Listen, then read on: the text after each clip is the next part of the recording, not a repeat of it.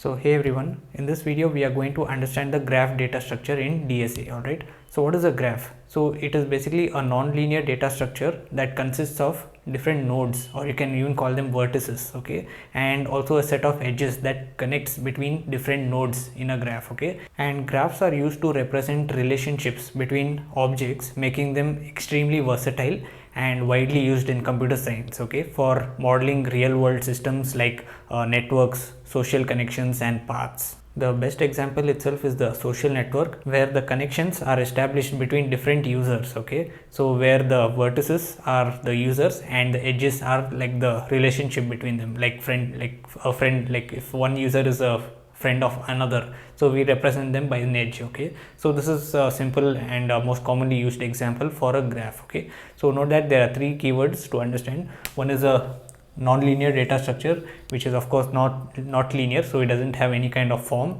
and we also need to understand this term called nodes or vertices, okay, and this edges, okay. So those are those things that connect between nodes. All right, so this is all make up a graph, and this is a example of a graph, okay, so which this is called as a node, and the connection between them is called as an edge. Okay, so this line is an edge and this is a node, or you can even call this as vertex.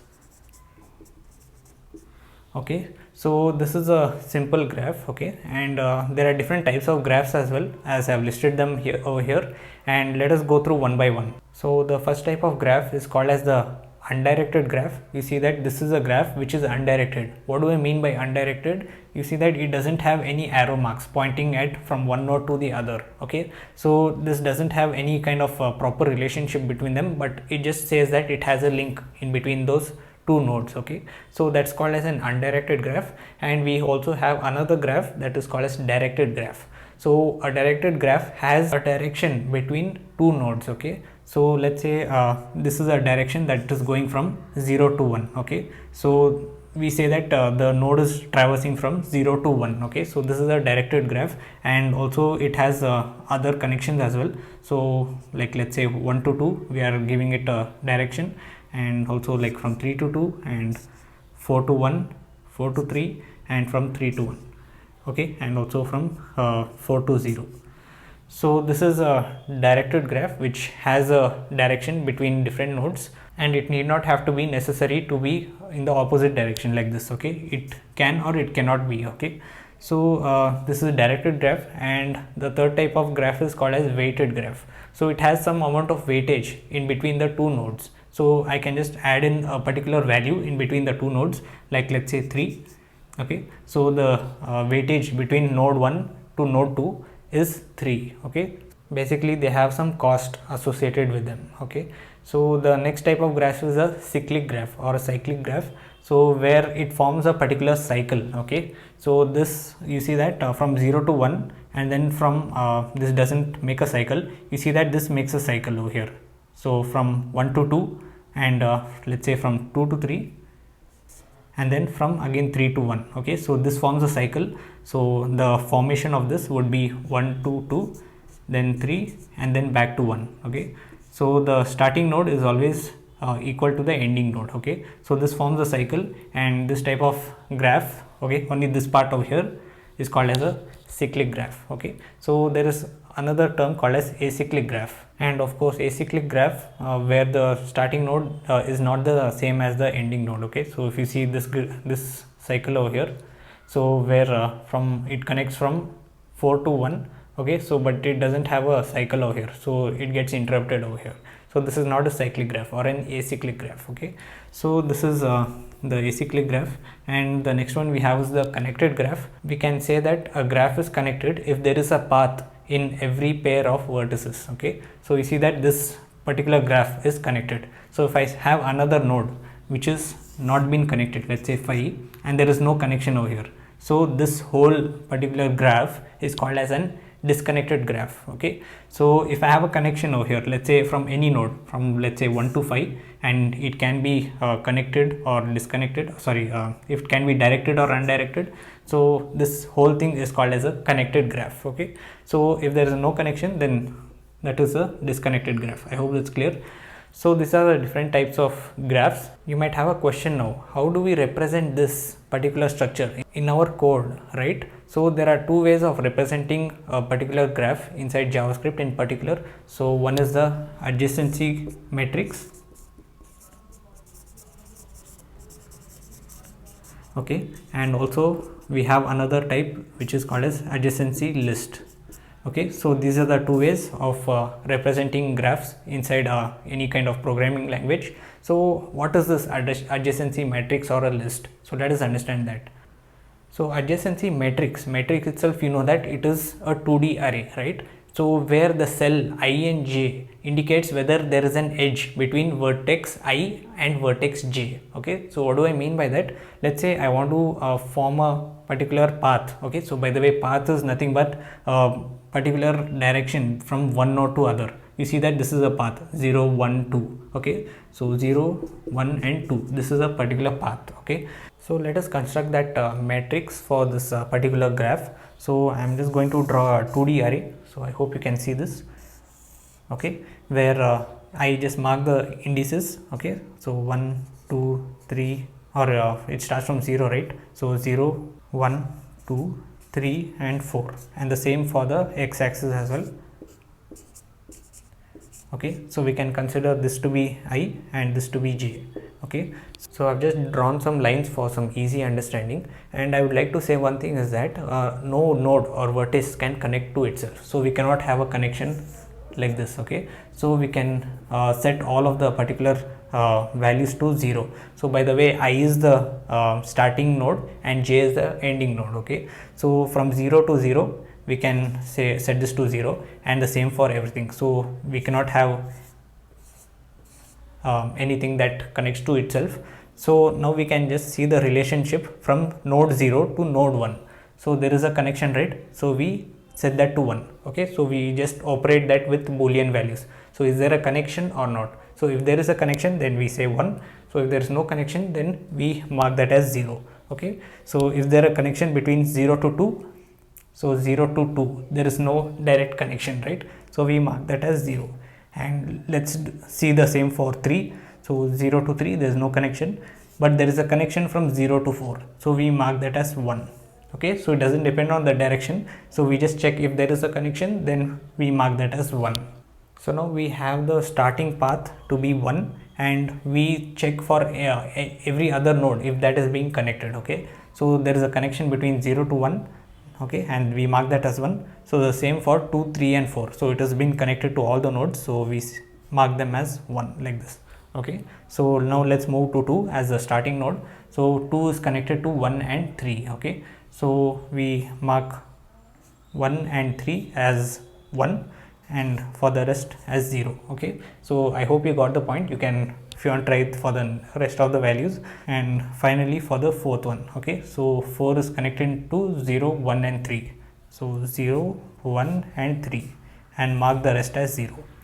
Okay, so this is the adjacency matrix for this given particular graph. Okay, and what do we actually do? How do we represent this in form of JavaScript? So in order to represent this in JavaScript, what we can just do is we can create a const and say graph and set this to 2D array. Okay, so this will be the first array, and inside that we have multiple arrays. Okay, which will represent each and every path from each node. Okay, so what is the path from for the node 0? So it is 0 1 0 0 1. Okay, and for the second node, so we just separate them with a comma. So basically arrays, right? So we just do the same for the other elements as well. Okay, so this is how you construct a graph. So there is another way to construct a graph, that is by using adjacency list. Okay, and this is, in my opinion, the most used, and we will also be using adjacency list as well. Okay, since it is simpler to use, and also we will be using this as throughout the course. Okay, so how do we create this? So the first thing is, this is in the form of an array or a linked list. Okay, which forms the path from the particular start node, so let's say 0, and goes all the way up to the end node. Okay, so different connections it can have. Okay, so what is the different connections for node 0? So 0, then 1, then 4. right? So 4. Okay, so you can also construct this in the form of an arrays or also a linked list. Okay, so what is the next one? The starting node is 1, and we map that to the connecting nodes, that is 0, 4, 3, and then 2. Okay, so this is all the connecting nodes for the node 1. Then we check the same for node 2, so that is 1 and 3. Okay, and for node 3 it is 4, 1 and 2, right? And finally for the fourth one it is 0, 1 and 3, 1 and 3. Okay, so sorry for the ugly handwriting, so I hope you understand my point, right? So this is an adjacency list. Okay, so we are making a list of all the possible connections for the particular node. Okay, so 0 it connects to 1 and 4, so we add them like a list or a array, okay, or even linked list. So how do we construct this in a JavaScript syntax? So basically we create a object, okay, where the key is the starting node, so 0, and we have an array of the possible connections. Okay, so that is 1 and 4. Okay, so the key is the starting node and the value is an array of connections to that particular node. Okay, so 1, so that is 0, 4, 3 and 2. So these will be the elements within this array: 0, 4, 3 and 2. Okay, so you can do the rest as well. So this is how you can implement the adjacency list in order to represent a graph in a programming language or in JavaScript particular. So let us construct our very first graph using JavaScript. So let us now implement the graph data structure inside JavaScript. Alright, so I just opened a simple graph.js file. Okay, I have just shown an example here where we are going to construct this particular graph over here, which is a cyclic graph or a cyclic graph, where A is connected to C and C is connected to B and B is connected back to A. Okay, so it forms a cycle, and A, B and C are the nodes. Okay, and the things that are connected to them are called edges. So let us get started by creating a class, and let's call this graph, and this is going to take in the constructor, and inside the constructor I am just going to initialize the adjacency list. Okay, so basically we are going to implement a adjacency list, okay, instead of a matrix, because it's easier and less complex, because we have to create all those 2D arrays and all that. So this is just an object with the key value pairs. Okay, so this is an adjacency list, and set that initially to an empty object, and let's create a method to add a vertex. Okay, so we are going to add a vertex. So as I told you, the key value pair. Okay, so the key is just going to be the vertex. Okay, so A, and what are all the connections between them. Okay, so it should have an array of connections, so basically C and B, like this. So let's create that method to add a vertex. So I'm going to call it add vertex. Okay, and this is going to take in the vertex. Okay, and vertex.